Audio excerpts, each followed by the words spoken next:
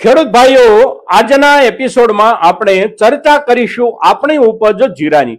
હવે જીરા ઉપર આપણે જે કાંઈ ચર્ચા કરીએ છીએ એ ચર્ચા આપણે સામાન્યપણે લગભગ 5 દિવસ 6 દિવસ કે 7 દિવસે કાયમ માટે પાછળના સમય દરમિયાન કરતા રહ્યા છીએ, અને એવી જ રીતે આપણે આપણી જે મુખ્ય પેદાશો ઉપર ચર્ચા કરીએ છીએ એ 4 5 કે 6 દિવસે ચર્ચા કરતા હોઈએ છીએ. પણ જીરા પર આપણે આજે જ્યારે ત્રીજા જ દિવસે ચર્ચા કરી રહ્યા છીએ ત્યારે એનું સૌથી અગત્યનું કારણ એટલે જીરાની બજારના ખુશખબરીના અંતિમ સમાચાર, જે કાંઈ આપણી અપેક્ષા હોય ને જેની આપણે રાહમાં હોઈએ એવા અંતિમ સમાચાર ગઈકાલની બજાર સ્થિતિથી આપણને જે કાંઈ મળ્યા એની એક ખુશી સાથે સાથે આજનો જે દિવસ છે એ દિવસ એટલે ઉત્તરાયણ પર્વ, મકર સંક્રાંતિ પર્વ, અને મકર સંક્રાંતિ પર્વ એટલે એક ઋતુમાંથી બીજી ઋતુ તરફ આપણી પર્યાવરણીય પરિસ્થિતિનો બદલાવ. અને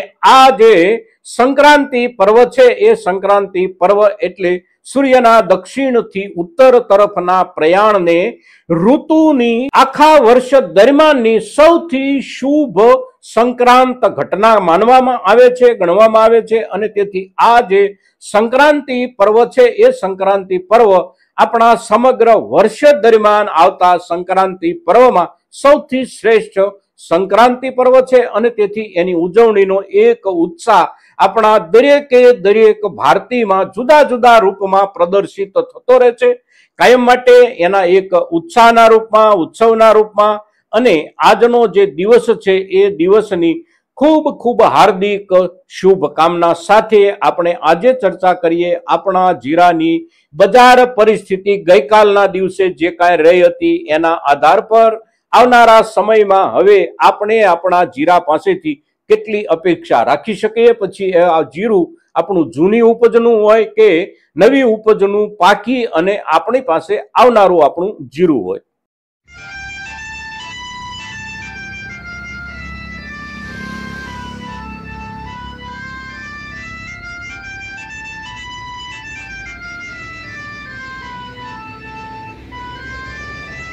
નમસ્કાર ખેડૂત મિત્રો, જય કિસાન, જય ભારત. ખેડૂત ભાઈઓ, આપણે જીરાની વાત કરવી છે, જીરાની ચર્ચા કરવી છે, અને જીરાની બજાર ભાવની આવનારા સમયની જે કાંઈ આપણી અપેક્ષાઓ હોય એ અપેક્ષાઓ સુધી આપણું જીરું પહોંચી શકે કે ન પહોંચી શકે એ ચર્ચા આપણે અવશ્ય કરીએ. પણ સૌ પહેલા ગઈકાલે જે બજાર ભાવની સ્થિતિ રહી એની ચર્ચા આપણે કરવાની રહેતી હોય છે, અને તેથી આપણે ગઈકાલના બજાર ભાવની સ્થિતિની ચર્ચા કરીએ તો આજે જે તારીખ છે એ તારીખ એટલે જાન્યુઆરી 14, 2026 અને દિવસ છે બુધવારનો 14 જાન્યુઆરી એટલે મકર સંક્રાંતિનો શુભ પર્વનો દિવસ. અને આ શુભ પર્વના દિવસે આજે આપણા તમામે તમામ માર્કેટિંગ યાર્ડોમાં કામકાજ અવકાશ પર હોય અને એક પ્રકારની ખુશી અને ઉત્સાહની ઉજવણીના હેતુથી જ આજનો અવકાશ રહેતો હોય છે.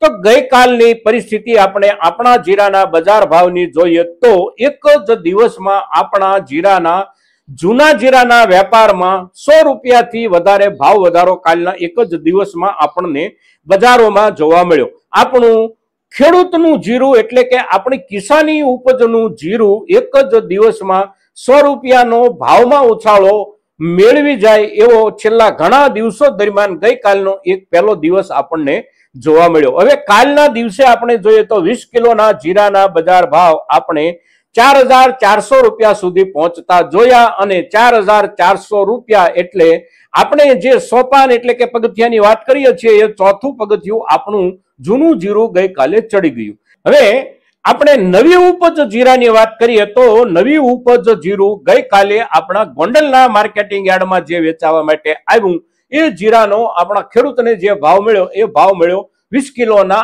8100 રૂપિયા. હવે 8100 રૂપિયાનો ભાવ નવા જીરાની ઉપજનો આપણને કાલે જે જોવા જાણવા મળ્યો એનાથી આપણો એક ઉત્સાહ અવશ્ય વધી રહ્યો છે કે હવે આવનારા દિવસોમાં આપણું જીરું નવું પાકી અને બજારમાં આવવાનું શરૂ થાય ત્યારે અત્યારે જે જીરું આવ્યું હોય એના કરતા ક્વોલિટી અવશ્ય સારી આવે, કારણ કે જીરાની સારામાં સારી ક્વોલિટી નવી ઉપજની જે કાંઈ આવતી હોય એ ક્વોલિટી આવવાની શરૂઆત થાય જાન્યુઆરી મહિનાના છેલ્લા દિવસોથી લઈ અને ફેબ્રુઆરી મહિનાનું પહેલું પખવાડિયું અને ફેબ્રુઆરી મહિનાનું ત્રીજું અઠવાડિયું અને ત્રીજા અઠવાડિયા ફેબ્રુઆરી મહિનાના સમયગાળા પછી જે જીરું પાકીને આવે એ જીરું પાછું થોડું સામાન્ય ઉપજનું આવવાની શરૂઆત થાય. પણ ફેબ્રુઆરી મહિનાના શરૂઆતના 3 અઠવાડિયા દરમિયાન જે જીરાની ઉપજ આવે એ ઉપજ એટલે સારામાં સારી ક્વોલિટી આવવાનો સમયગાળો. અને તેથી હવે આપણી જે કાંઈ નવા જીરાની ઉપજ આવશે એ નવા જીરાની ઉપજ ધીમે ધીમે અને રોજે રોજ સારામાં સારી ક્વોલિટી તરફ આગળ વધતી ઉપજ આવતી રહેશે. 2 દિવસ પછી જીરું જે કાંઈ આવે એ જીરું ગઈકાલના જીરા કરતા સારી ક્વોલિટીનું હોઈ શકે. ત્યાર પછી 5 દિવસે આવે તો એ જીરું એના કરતા પણ સારી ક્વોલિટીનું આવી શકે છે. અને એવી રીતે ધીમે ધીમે કરતા ફેબ્રુઆરી મહિનાના પહેલા બીજા દિવસથી જે કાંઈ જીરું આવવાનું શરૂ થાય એ જીરું એટલે સારામાં સારી ક્વોલિટીનું જીરું આવે. હવે સારી ક્વોલિટીનું જીરું આવવાનું જ્યારે શરૂ થાય ત્યારે બજારની ઊંચાઈ કેટલી આગળ વધી શકે છે એ આવનારો સમય આપણને કહેશે. પણ અત્યારે ગઈકાલે જે જીરું આપણું વેચાયું નવું જીરું એ જીરું વેચાવાની સાથે ગર્ભિત રૂપમાં જે સંકેતો હોય એ સંકેતોને આપણે એક સામાન્ય રૂપમાં સમજવાનો પ્રયાસ કરવો છે. આ વર્ષમાં આપણે જોયું કે વાવેતરના રકબાના આંકડા આપણા ગુજરાત સરકાર તરફથી સમયસર આવતા રહ્યા. એટલે કે જેવી રીતે દર અઠવાડિયે વાવેતરના આંકડાઓ કાયમ માટે આવતા હોય એ જ રૂપમાં આ વર્ષમાં પણ આવતા રહ્યા. અને છેલ્લામાં છેલ્લા આંકડાઓને આપણે જોઈએ સમજીએ તો લગભગ 20 થી લઈને 21-22% જેટલો વાવેતરનો ઘટાડો આ વર્ષમાં આપણા ગુજરાતમાં જીરાના વાવેતરમાં નોંધાયો. રાજસ્થાન સરકાર તરફથી આંકડાઓ ન આપવામાં આવ્યા. અત્યાર સુધી હજી પણ રાજસ્થાન સરકાર તરફથી જીરાના વાવેતરના આંકડાઓ નથી આપવામાં આવ્યા. પણ રાજસ્થાનના ખેડૂતો અને રાજસ્થાનનું જે વાતાવરણ છે એ વાતાવરણના આધારે જે કાંઈ ચર્ચાઓ આવી રહી છે એ ચર્ચાઓ એવું બતાવી રહી છે કે ગુજરાતમાં ટકાવારીના લેવલે જેટલો ઘટાડો છે એનાથી પણ વધારે ઘટાડો રાજસ્થાનમાં આ વર્ષે જીરાના રકબામાં હોઈ શકે છે. આપણે ત્યાં 20% ઘટાડો વાવેતરમાં હોય તો રાજસ્થાનમાં કમસે કમ 23-24%, 25% કે એનાથી પણ વધારે વિસ્તાર જીરાના વાવેતરનો ઘટ્યો હોઈ શકે છે. આવી ચર્ચા ત્યાંનો ખેડૂત સમુદાય કરી રહ્યો છે અને બજારના કેટલાક સોર્સિસ પણ એ ચર્ચા કરી રહ્યા છે. હવે એ ચર્ચા બિલકુલ સાચી હોવાની શક્યતાઓ આપણે જાણવી જોવી કે સમજવી હોય તો રાજસ્થાન રાજ્યમાં બાકીના શિયાળુ વાવેતરનો રકબો જે વધ્યો છે અને નોંધપાત્ર રૂપમાં વધ્યો છે એના આધારે આપણે નક્કી કરી શકીએ કે અવશ્ય જીરાના વાવેતરમાં મોટો ઘટાડો રાજસ્થાનમાં હોઈ શકે. રાજસ્થાનમાં આ વર્ષમાં ચણાના વાવેતરમાં 30% થી વધારે રકબો વધ્યો છે. ગયા વર્ષમાં જેટલું ચણાનું વાવેતર થયું હતું રાજસ્થાનમાં એના કરતા આ વર્ષમાં ચણાનું વાવેતર 30% થી વધારે થયું છે એવું સરકારી આંકડા બતાવી રહ્યા છે. સામે રાયડો અને સરસોનું વાવેતર પણ મોટા પાયે રાજસ્થાનમાં વધ્યું છે અને રાજસ્થાનમાં આ બંને શિયાળુ વાવેતરના રકબામાં જે વધારો થયો એ વધારાને આપણે બાકીના વાવેતરના ઘટાડા સાથે જ જોડવા પડતા હોય છે. કારણ કે રાજસ્થાન રાજ્યમાં શિયાળુ પિયત વાવેતર થઈ શકે એવો કોઈ નવો વિસ્તાર વધ્યો નથી. કારણ કે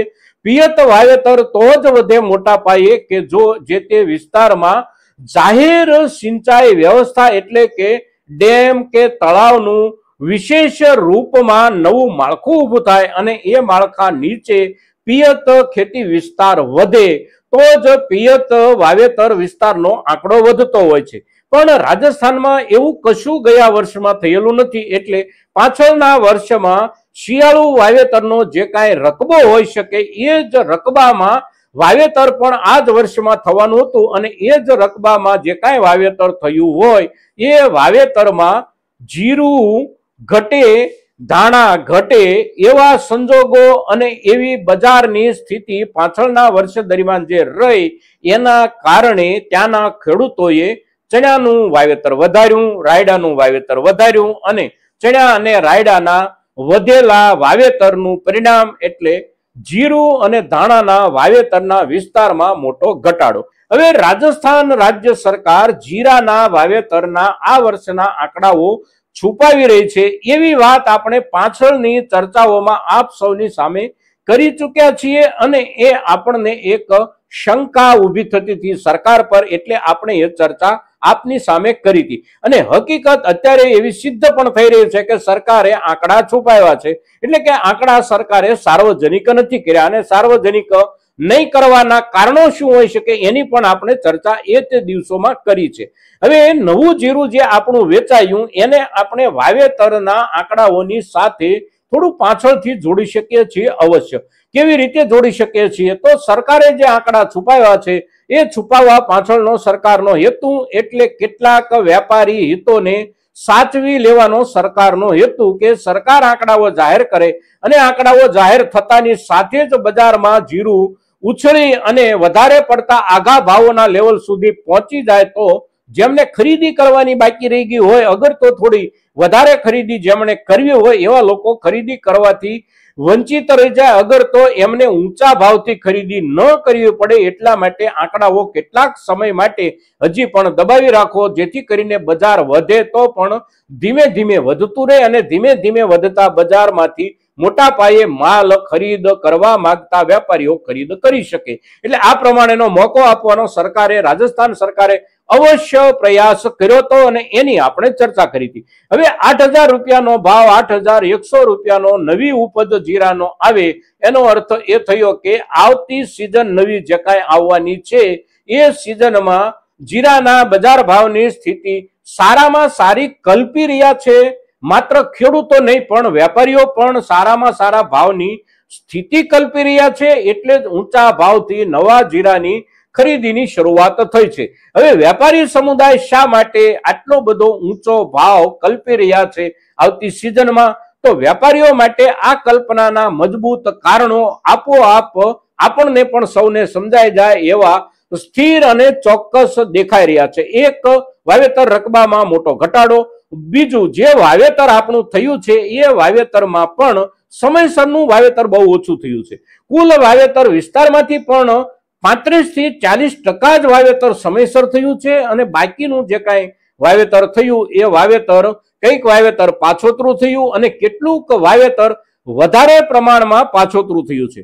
ડિસેમ્બર મહિનાની 15 તારીખ પછીનું જે કાંઈ વાવેતર જીરાનું થયું છે આ તમામે તમામ વાવેતર વધારે પડતું પાછોતરું ગણાય અને વધારે પડતા પાછોતરા વાવેતર પાસેથી સામાન્ય દરજ્જાની ઉપજની પણ અપેક્ષા ન રાખી શકાય. એના કરતા પણ એકમ દીઠ ઉત્પાદન ઘટી શકે છે જીરાનું, એટલે કે વવાયેલા જીરામાંથી પણ 50% રકબો એવો છે કે એ રકબો વવાયો છે ડિસેમ્બર મહિનાના પાછળના પખવાડિયામાં અને ડિસેમ્બર મહિનાના પાછળના પખવાડિયામાં વવાયેલા વિસ્તારમાંથી જીરાની ઉત્પાદકતા બહુ નીચી રહી જવાની છે.